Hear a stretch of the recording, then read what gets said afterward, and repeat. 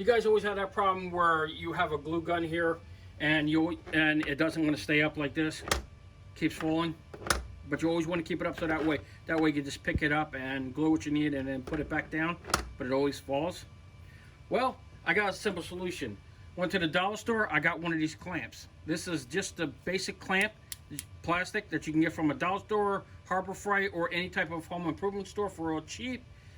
Because these are cheap. You can get them a 1-pack, 2-pack, 3-pack, and they run anywhere from $1 for a single one up to like $5 for a 3-pack. What I did was I just clamped it on the side here like this, and now I'm able to keep it upright. That's all. And I thought this simple little hack here, I don't know if you would call it a hack, but I thought that my guys want to help you out as well.